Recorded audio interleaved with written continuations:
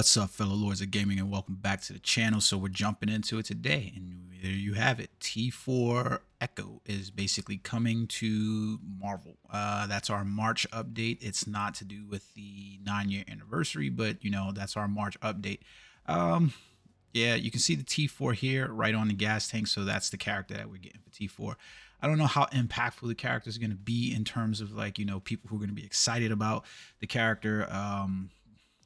You know, I don't have anything against the character or anything, shape, form, way. I'm just she's not necessarily in my wheelhouse, and it'd be lying to sit here and tell you that she was inside the wheelhouse of a lot of players, as if though, you know, she was popular and that was going to get people excited. I think, like, leading into excuse me, I don't know why I wrote team, leading into the you know, celebration, you're essentially looking at this character and you're like, is she going to generate the excitement that's needed for the game like this?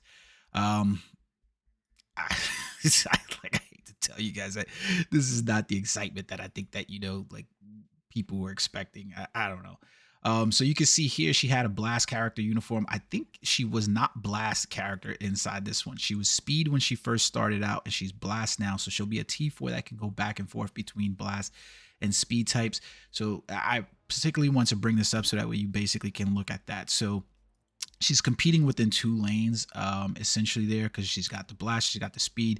It could be a possibility that we see her maybe even change to combat inside this one, or she could just go back to being Speed based inside the character in there overall. But so let's take a look at her real quick inside of that, and then we'll jump right into what it is that I really want to talk about, which is the dev note letter. So let's take a look at all the elements for where she really sits, which is a Blast, Speed, female superhero. That's where she is. I hate BlueStacks doing this with the teams. Like, it's crazy, man. It's just absolutely nuts.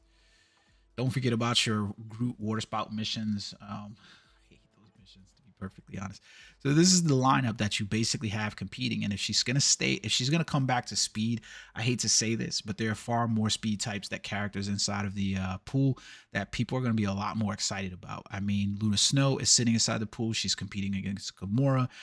She's competing against you know, Spider-Gwen. She's probably going to be competing against Gwenpool as well inside of this. Like, so there's a lot of characters that she essentially has to compete with, you know, coming up behind her, that I just question, you know, the viability. She's got Rogue. She's got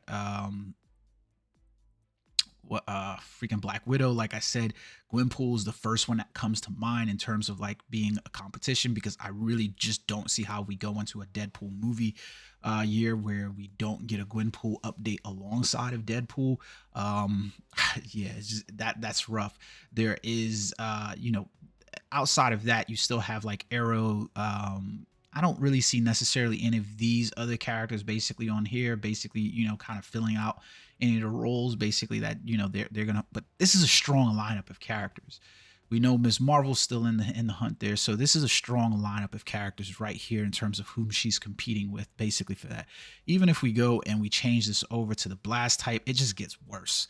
Like, realistically, it just gets worse. She's got Storm, she's got Spectrum, she's got Sharon Rogers. Like, the list at Blast female, I mean, any of these characters. We know that they're still going forward with the Iron, you know, the Ironheart series. So she's got the competition there. She's still got some of the X-Men and the Fantastic Four that she's basically got to compete with. Maybe not Crystal inside there, but, you know, Miss Fantastic. So there's just a lot of competition where she's swimming in a pool. So I hope to God that they make her a really good character. I don't know that she's going to be good enough to carry, you know, anything outside of that. But let's take a look over on the forums real quick, because this is CM Fragment, the superhero who can channel the powers of her ancestors while taking out enemies with exceptional martial arts skill, has risen to find her true self. Explore the fresh appearance and enhanced abilities of this superhero who has transcended her past as an assassin, inspired by Marvel Studios' Echo. We'll announce more information through the patch details later. So there's no additional sneak peeks basically coming. So this is probably our last update going into the 9-year celebration event. I'm interested to see what they do with her. You know, that the best thing you could say is there's interest there. I don't know what that's going to really look like, but there's interest there. So the more pressing thing that I think most people are going to be really, you know, amped about trying to talk about is the 9-year anniversary development team letter of appreciation. So let's take a look at it and let's go through this. So obviously it's been 9 years of Marvel Future Fight. You know, it outlived Marvel Future Revolution. I played that and brought you guys content, and that game was just detrimental because of the way it was handled, in my opinion. The cost, I said it from the beginning, it was not cost effective. The cost model was just not effective.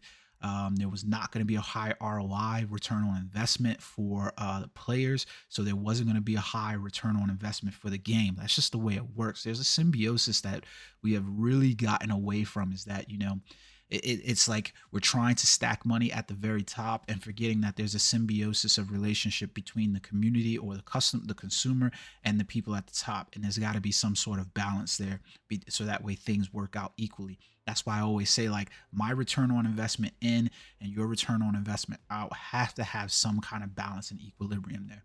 And we just aren't at that point with this game, or with games like Marvel Future Revolution in general. So the team is constantly thinking about ways to deliver new vitality in innovative ways. I really question that, because like they are not doing things that are being to innovate. And in my opinion, like Marvel Future Fight is very stagnant in terms of like game modes and things like they bring, especially when you compare them to other similar type games that are basically being released. It's one of those bad points. So we've got new PvP content and a growth system that they've introduced. Yeah, cool, well and handy. I don't really think that the PvP content is what people think. Like, you know, having the new Extra Sword system inside the game was a nice way for people to top up a little bit on their characters, not really the big growth system that they thought. And then the new PvP content being Otherworld Battle, I hate to tell them, but having more autoplay content is not like a new content for people. Like, it's something I go into and then I like kind of, you know, start and I forget, and it's not engaging content. So I was really disappointed about that. We did have a whole lot of new heroes that were released this year. However, when you look at the impact of those new heroes that were released, this is where we get into the problem with looking at Marvel Future Fight as a character collector, or a Barbie collector. Spot, King the Conqueror, Omega Red, Man-Thing, Sylvie, Kahori, Havoc, Exodus, Hope Summers, Madeline Pryor, Quasar, Wendell Vaughn, Icon, and Black Swan. Of all of these characters released, probably the only one that has had any impact really on the game is Madeline Pryor. That's it. And that's basically as a Jean replacement for when Jean is not, you know, the character of the week. So I'm looking forward to seeing what they have to release. But if you just judged on what these characters were that they released over the past year, it's not very hopeful, because unfortunately, this is the problem. We're not innovating. Thanos, Jean Grey, Wolverine, these characters still rule the roost, and they have ruled the roost for 9 years, and there's not a lot of balance there. So that way, when you're introducing characters, the player base, especially the veterans, already know it's going to default back to these characters who have been, you know, the meta at all times. And Thanos, Jean Grey, Wolverine, these characters have always been the meta pool, and we just haven't had very much, you know, deviation. And they could have taken the time to really do a lot with King the Conqueror. He should have been tier 4. He hasn't been tier 4 by now. We could have had a whole lot more impact from Madeline Pryor. She wasn't. We could have had a whole lot more impact from Black Swan, just not there. And so, like, you just feel like the innovation is just missing in a whole lot of aspects. And that's just my opinion. You can let me know in the comment section how you believe about that.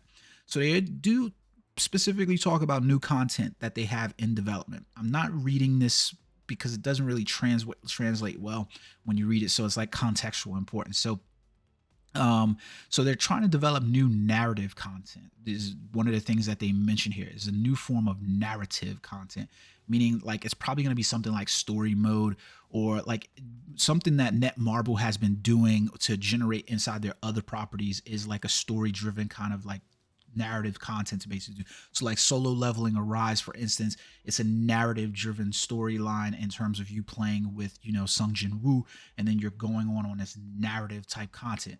The problem with narrative type content, the reason why like I feel like even a game like Solo Leveling Arise won't have like a sticking point or like a long lasting effect, is because that narrative content is going to run dry at some point. and players are going to lose interest because it's not something that you can basically go back and play. But like even the story mode in here, if you play story mode, there's good rewards inside of story mode. But the problem is that most players will tend to just forget about it because it is a narrative concept inside there, and it's just it's not it doesn't hold engagement over time and it becomes a problem. So they're also preparing new collectible growth content. They say that it's going to be fun and engaging, but realistically, it just becomes like the collection system that they had in here wasn't really great. And it was a lot of pay to win, pay to accelerate. And even still, if you did that, the plus ups for your account were very minimal. So I don't know. But we got the new multiplayer content that looks like some type of horde mode that they plan on bringing to the game, where each of the roles for the characters will be important. And like, I don't know like what that really looks like in terms of them developing a horde mode type like concept. It could be interesting, it could fall flat. We'll see. The narrative content doesn't really strike me and engage me anymore. And especially if it's like, hey, we've got legendary battle and epic quest, like those are really good examples of like narrative type content that they've introduced in the game that nobody gives a fuck about after post release. And I don't think like if you stay in line with that type of narrative content, guess what? It's going to fall flat. We thought we had this epic quest, the new epic quests that were going to come out. Those were going to be more engaging than the previous ones, and they weren't. It wasn't like there were no new elements. So the multiplayer content for horde mode could be interesting. I'm a sucker for horde mode. I jumped back into Destiny basically because they introduced a new horde mode in there. And so I'm a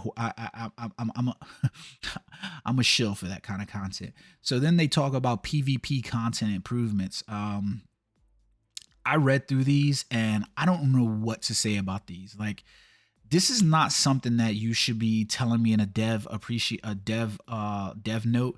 This is something that you should just be playing with and tinkering with on a regular basis. Like, they're basically talking about inside timeline battle, basically nerfing and nerfing and buffing certain type of actions on the attackers and defenders.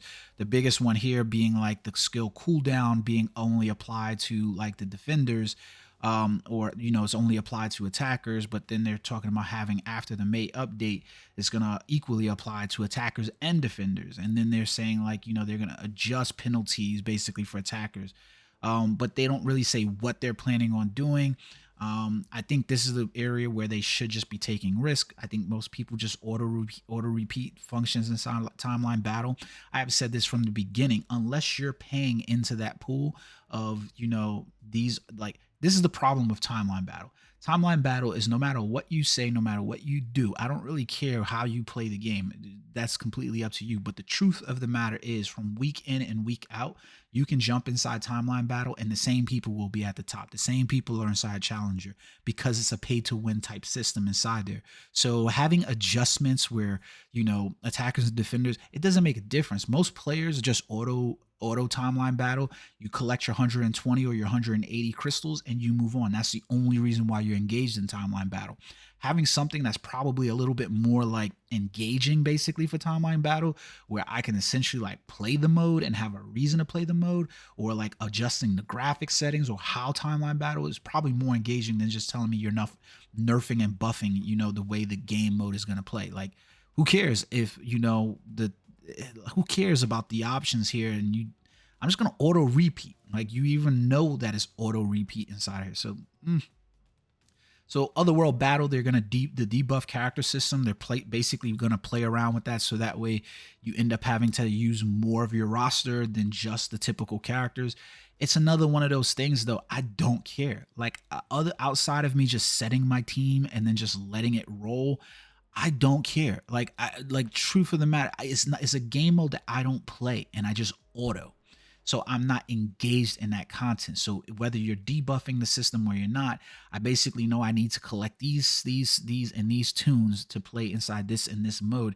And then I just let it autoplay and that's it. It just kind of runs. Lian's Conquest, I don't engage in this. Like, I don't. Like, this is limited to the pay to play, the pay to win kind of whales.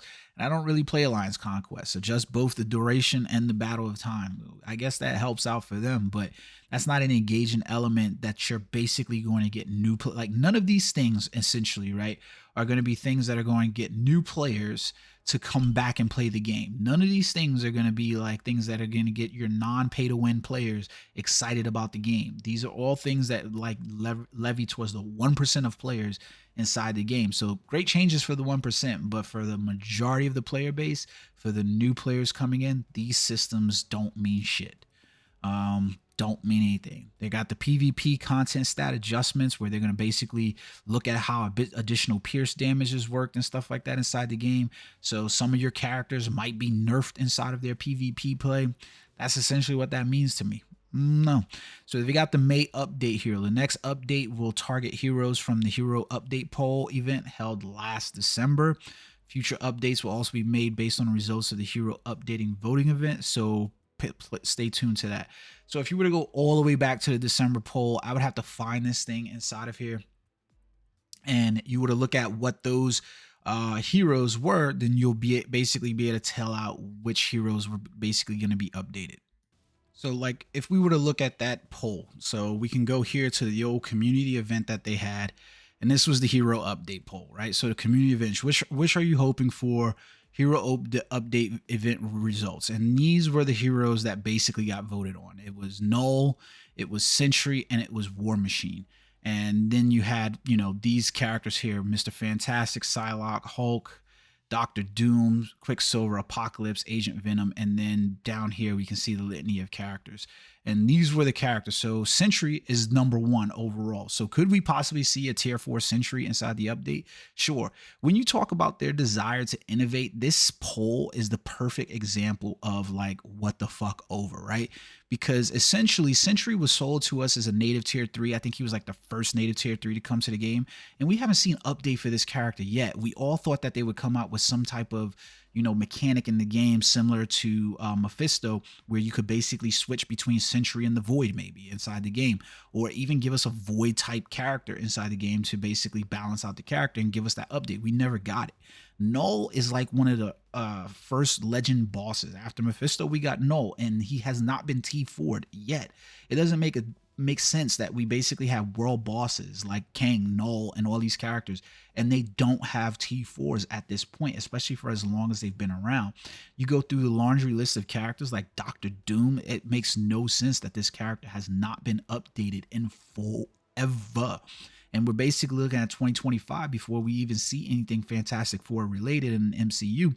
So when do we see something? But this is the poll that they're talking about. So you're going to have to come back to these things to basically figure out like, hey, are we going to see these characters basically updated? I mean, it makes sense in my opinion that, you know, War Machine basically gets an update. We have the Armor Wars that are probably going to come out, and there you go with War Machine. So let's see what happens. I mean, Apocalypse hasn't been updated in fucking God knows how long. And Quicksilver, I mean, like it makes no sense how they rotate through the roster of characters that they have in order to inspire updates and uniforms and stuff like that. And to be perfectly honest with you, the way they've been rotating through uniforms and updates as of late, I'm not necessarily ecstatic about seeing any updates to these characters because I feel like they're going to be very lackluster in the first place. But, you know, we'll see. So anyways, we'll move on past that. So you're basically going to have all those. They do have the celebration for the anniversary event. So make sure that you go in game, right? And basically, you know, go into there and you'll have some what you call it, what do you call it? The rewards. Basically, you're going to give you out some of your things, and they do ask for you to fill out this to ask Marvel representative types questions inside here to copy your ID. I'm not really interested in doing that survey, but anyways, you basically have inside here, if you go to your inbox and then you go over to your notices, you'll notice that they'll have the nine-year anniversary red carpet, the Dev Note special, whatever, and you'll basically be able to get like some rewards basically from that Dev Note inside here. So it'll be some Odin's Blessings, a artifact up to 4-star, and then the new Vibranium gift chest. Like for me, I didn't really get anything good inside here. I mean, the most thing that people are going to be looking for is that artifact, and unfortunately, my artifact that I got wasn't worth shite. I got Sharon Rogers inside of her, you know, whatever, and I already have Sharon Rogers 4-star artifact, so it was what it was. I think it would have probably been nicer if they just maybe gave us a 4-star selector, but you know, I guess that was asking too much. So that was the dev notes basically inside there, and the sneak peek for the you know, T4 of Echo. Let me know in the comment section below, what do you think about this? Were you excited by that dev note? Like, I think there was just like a lot of missed opportunity there to explain specifically things, especially when I'm looking at like dev notes from across games that I play and looking at how the developers handle those type of things, whether it be, you know, the TWABs from Destiny, whether it's BDO, basically, you know, giving detailed responses when updates are coming, and you know, like, I know those are like kind of AAA games compared to a mobile game, but if you want to fit within that lane, then you got to press within that lane. Let me know what you guys think inside the comment section below. Until next time, peace.